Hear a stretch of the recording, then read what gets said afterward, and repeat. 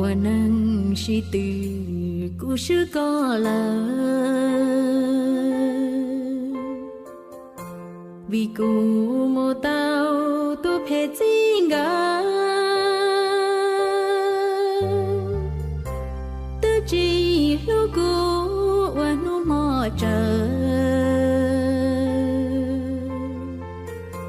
là ô lu năng chỉ trao xiên